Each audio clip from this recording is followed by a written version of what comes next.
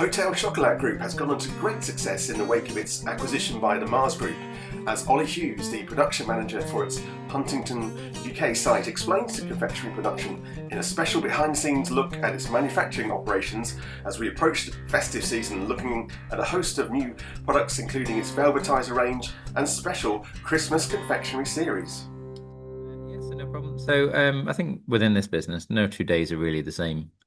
We've got such a varied SKU range that we're always making different products on different days. We're not making the same product more than probably once a month, yeah, at most. So, the team always gets something different to see, to play with, to make, which is really good to see.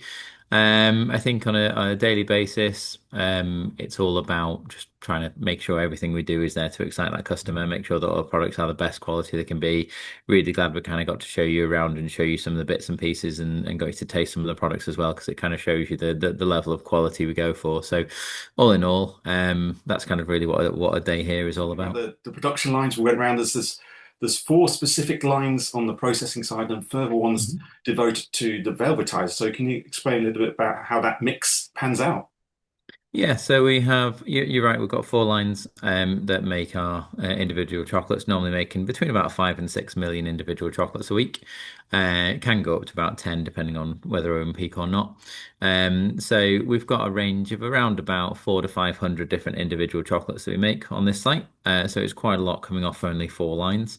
In terms of Velvetizer, so we've got 30 different flavors. We currently make that off one line, but as I showed you last week, we've got the second one being commissioned at the minute, so that gives us a little bit more headroom, and that'll take us up probably roof line up to about 100 million sachets a year we'll be able to make off those two assets. So we really do chunk out quite a lot of volume from a fairly small footprint site here in Huntingdon. Absolutely. And sort of on the level of the velvetizer there's been a lot of focus on that. We've written about the new system that's come on board with that in the last month or two. So how important is that going to be to the business going forward, would you say? Oh, absolutely. I think one of the terms the business coins is it's here to velvetize the world. So from a manufacturing perspective, we're here just to make sure that all our customers are stocked up with all different variants of flake that they want. Our lines are big, it's impressive. It's a line that does run really, really well. So again, making about 500,000 to 750,000 sachets a week, and across all those different flavors as well. So that's kind of where the role that we play in it, and obviously again hoping that the customers buy into what we do.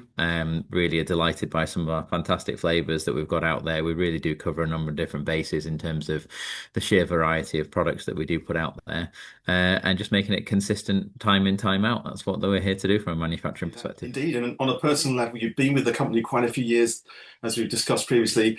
What is it you enjoy most about your role from a personal perspective? I've been in the business just over 6 years now.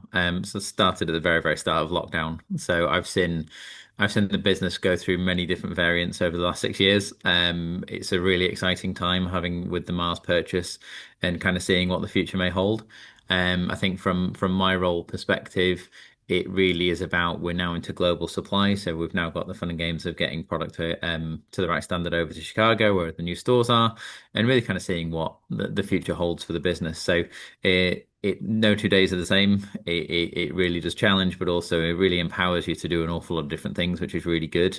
And at the end of the day, it's a chocolate factory, so we do try and have our fun at the same time, because it's something that means a lot to the teams, is actually making it more than a job. Oh yeah, we were talking about the fact that you brought in a Christmas party as well to engage the community. How important is it to kind of have those events like that?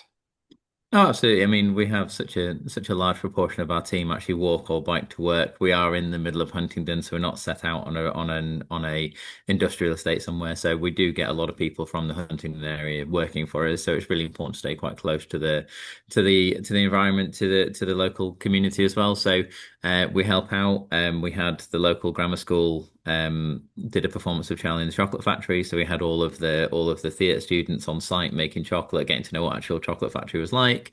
So that was with Hinchinbrook Grammar. That was back in January.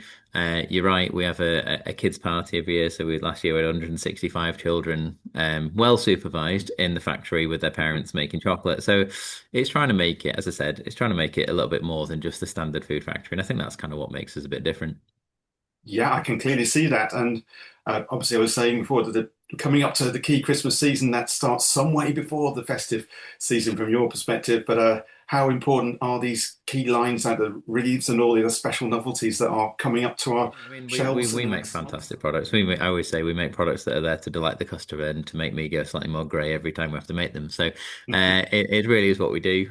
We start at Christmas. We generally start Christmas about between February and March, making some of our advent calendars. So with it being now currently towards the end of October, November time, so we're pretty much into Valentine's Day, and by the end of Christmas, we'll have made most of Easter. So you do have to kind of flip your head around when you start to look at things like calendars for how a normal year would operate.